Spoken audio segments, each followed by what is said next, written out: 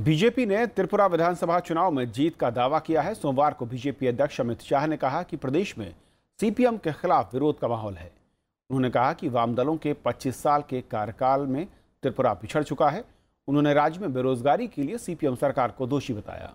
BJP अध्यक्ष ने कहा कि बीजेपी की सरकार आने के बाद त्रिपुरा देश में आदर्श राज्य के तौर पर पहचाना जाएगा।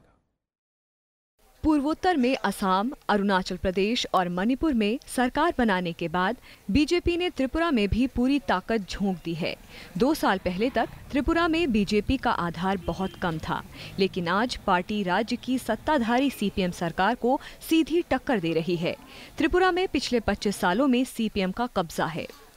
बीजेपी अध्यक्ष अमित शाह ने दावा किया है कि अगर राज्य में बीजेपी की सरकार बनती है तो अगले 5 सालों में त्रिपुरा आदर्श राज्य बन जाएगा। कि त्रिपुरा में अगली सरकार भारतीय जनता पार्टी की बनने जा रही है। प्रदेश भर में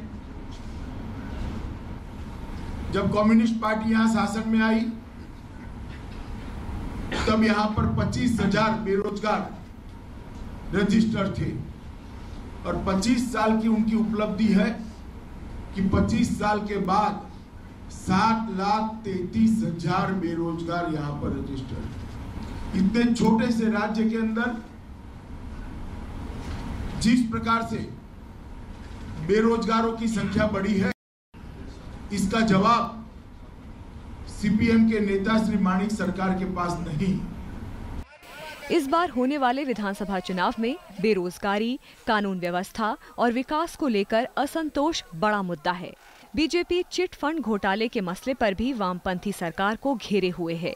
बीजेपी ने राज्य सरकार पर केंद्र की तरफ से मिलने वाले फंड का इस्तेमाल नहीं करने का आरोप भी लगाया है। हालांकि वामपंथी दल बीजेपी के इन आरोपों को अफवाह बता रहे हैं।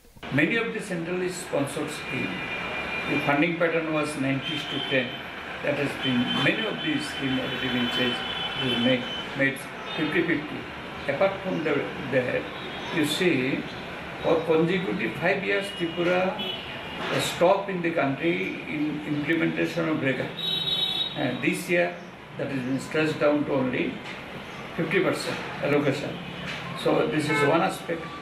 Secondly, many of the projects, infrastructural projects, lying in the center. BJP ने त्रिपुरा में राज्य की जनजातीय party Indigenous People's Front of Tripura यानी IPFT के साथ गठबंधन किया है। IPFT त्रिपुरा के आदिवासी इलाकों को अलग करके त्रिपुरा लैंड बनाने की मांग कर रहा है। हालांकि बीजेपी ने साफ किया है कि वो अलग राज्य बनाने की मांग की बजाय राज्य में आदिवासियों के सामाजिक, आर्थिक, सांस्कृतिक और भाषाई मुद्दों पर ध्यान देगी। बीजेपी 51 सीटों पर और ITFP 9 सीटों पर चुनाव लड़ रही है।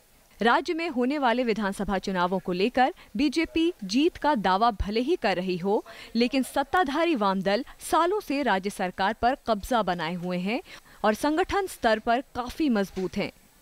त्रिपुरा में 18 फरवरी को चुनाव होना है। कृति मिश्रा, राज्यसभा टीवी, अगरतला।